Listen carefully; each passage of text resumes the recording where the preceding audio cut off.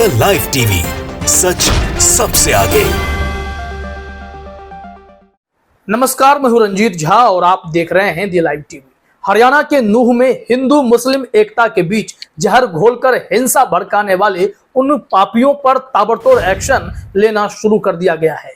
उन हिंदुत्ववादियों को चुन चुन कर पकड़ा जा रहा है जिन्होंने नूह में हिंसा भड़काई थी, महापंचायतों का आयोजन कर माहौल खराब करने की कोशिश की और बार बार अनर्गल प्रलाप करते नजर आए थे। इन लोगों पर अब कई एफआईआर दर्ज कर लिए गए हैं। पुलिस का जबरदस्त एक्शन शुरू हो गया है। यहां नूह के पापियों को पकड़ा जाएगा और उनसे पूरा हिसाब लिया जाएगा कि आपने क्यों इस देश के संस्कृति के साथ, सामाजिक और धार्मिक समरसता के साथ खिलवाड़ करने की कोशिश की है। जरा अपने स्क्रीन पर आप देखिए, जर्नल मिरर ने लिखा है, हरियाणा पौंड्री में भड़काऊ भाषण देने वाले हिंदुत्ववादियों के खिलाफ दर्ज हुई एफआईआर, जल्द होगी गिरफ्तारियां। इस मामले में खबरें चलनी शुरू हो गई हैं।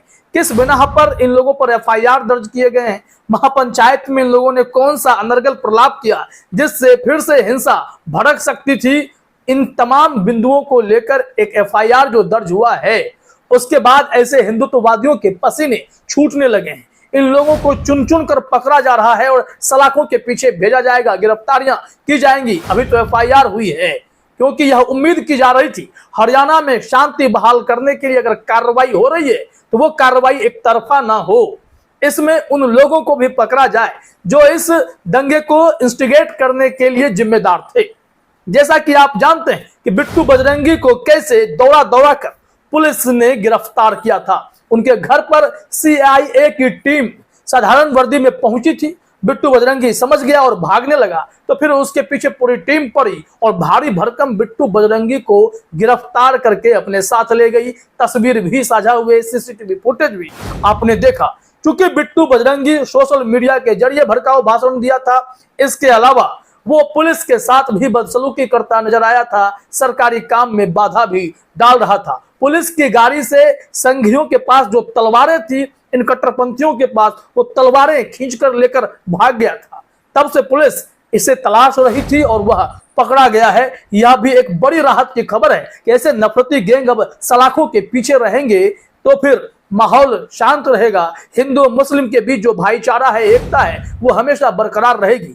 ऐसे चंद नफरती तत्व माहौल को खराब कर समाज को बांटने की कोशिश करते हैं। अब ऐसे लोगों पर कार्रवाई शुरू हो गई है। तो चलिए जरा देखते हैं कि लल्लन टॉप ने इस मामले में क्या जानकारी दी है, खबर क्या है, कहां का महापंचायत था और क्यों इन लोगों पर एफआईआर दर्ज की गई है। ये सब शांत हुए नूह को फिर से सुलगाने की कोशिश कर रहे थे। ये फिर से ब्रजमंडल 84 कोस यात्रा निकालने वाले थे, इसका ऐलान कर रखा था। इन्हीं सब भड़काऊ बातों को लेकर शिकायत दर्ज की गई है। जरा देखिए, ललन टॉप ने हेडलाइन में लिखा है, नूह हिंसा वाली महापंचायत में हुई थी भड़काऊ बयानबाजी, पुलिस ने अब क्या एक्शन लिया है, यह कहा गया है इसमें। तो खबर में देखते हैं जानकारी क्या सब है। पुलिस ने पलवल में हुई महापंचायत में कथित तौर पर भड़काऊ भाषण देने के आरोप में अज्ञात लोगों के खिलाफ एफआईआर दर्ज की है। हरियाणा के पलवल में 13 अगस्त को सर्व हिंदू समाज महापंचायत हुई थी। ये एफआईआर प्रोबेशन पर काम कर रहे सब इंस्पेक्टर सचिन की शिकायत पर दर्ज हुई। उन्होंने आरोप लगाया है कि पौंड्री गांव में हुई महापंचायत में कुछ लोग एक दूसरे समुदाय के खिलाफ भड़काऊ भाषण दिए थे। यानी कि अब देखिए, पुलिस वालों ने यहाँ जागरूकता दिखाई है। ये प्रोबेशन पर हैं और इन्होंने तुरंत शिकायत दर्ज कराई क्योंकि उन्हें वहां की गतिविधि बहुत ही आपत्तिजनक नजर आई और इस भड़काऊ भाषण से किसी समुदाय विशेष के खिलाफ महापंचायत में भड़काऊ भाषण किए जाने से फिर से हिंसा भड़क सकती थी। तो समय रहते इन लोगों ने एफआईआर दर्ज कर लिया है। अब इस मामले में कार्रवाई होगी। जानकारी दी गई है पीटीआई के मुताबिक कि यहां पर क्या हुआ था। जरा देखिए अपने स्क्रीन पर, न्यूज एजेंसी पीटीआई की रिपोर्ट के मुताबिक पुलिस ने बताया कि 14 अगस्त को हथीन पुलिस स्टेशन में एफआईआर दर्ज कराई गई। इसमें आईपीसी की धारा 153A विभिन्न समुदायों के बीच दुश्मनी को बढ़ावा देना और 505 सार्वजनिक रूप से हानि पहुंचाने वाले बयान के तहत शिकायत लिखी गई। हथीन पुलिस स्टेशन के एसएचओ मनोज कुमार ने 16 अगस्त को कहा कि हमने एफआईआर दर्ज कर ली है और कानून के हिसाब से लोगों पर कार्रवाई की जाएगी।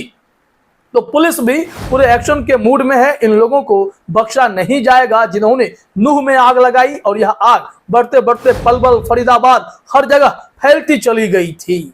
अब यहां से एक्शन अगर सही दिशा में हो जाए तो ऐसे दंगाइयों के मनोबल टूट जाएंगे।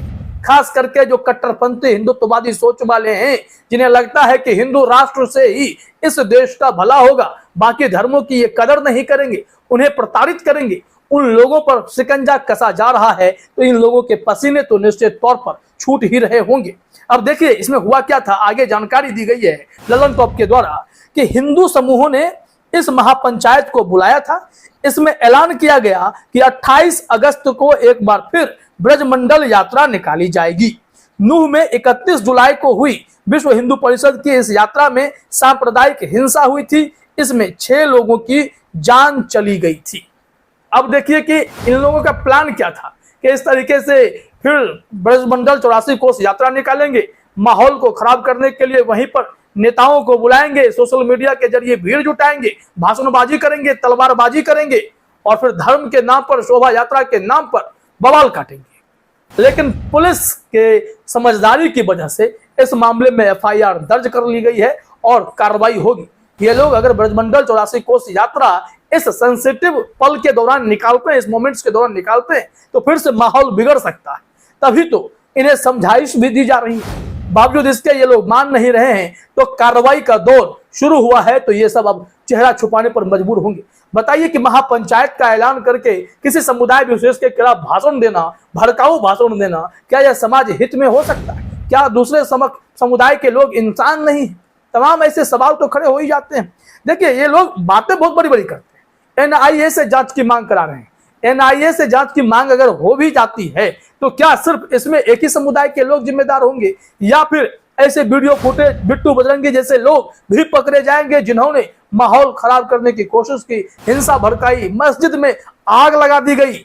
इतना ही नहीं, कई लोगों की जान चली गई, सैकड़ों लोग इसमें बेतहाशा घायल हो गए और हरियाणा की सरकार इस मामले में बुलडोजर लेकर दौड़ पड़ी। 1200 से अधिक घरों को रौंद दिया गया। हाईकोर्ट ने इस पर रोक भी लगाई, उस केस से जज को भी हटा दिया गया। तो ये सिलसिला लगातार जारी है, लेकिन राहत की खबर यह है कि पुलिस अपने हिसाब से एक्शन ले रही है और इसलिए लोगों पर कार्रवाई कर रही है जो माहौल को फिर से बिगाड़ने की कोशिश कर रहे हैं। यहाँ कहा जा रहा है, ललन टॉप ने कहा कि इस महापंचायत में कई और मांगे की गई थी। महापंचायत के दौरान नूह हिंसा की एनआईए जांच कराने की मांग की गई। इसके साथ ही नूह को गो हत्या मुक्त जिला घोषित करने की मांग की गई। इसके अलावा सांप्रदायिक हिंसा के मामलों की सुनवाई नूह से बाहर ट्रांसफर करने की मांग हुई थी। साथ ही यहां केंद्रीय बलों का मुख्यालय स्थापित करने के लिए कहा गया था। मारे गए लोगों के परिवार को 1 करोड़ रुपए अनुग्रह राशि और एक सदस्य को सरकारी नौकरी देने की मांग की गई थी। अब देखिए यहां पर उन्होंने आखिर में जो कहा है कि महापंचायत में बात करते हुए कुछ लोगों ने यह भी कहा कि नूह एक मुस्लिम बहुल जिला है, इसलिए यहां हिंदुओं को आत्मरक्षा के लिए लाइसेंसी हथियार रखने की छूट दी जानी चाहिए। बताइए इन लोगों ने कैसे प्लानिंग बना रखी है, भाषण भी किए, एक और इंसानियत की बात भी कर रहे थे, 1 करोड़ अनुग्रह राशि दीजिए।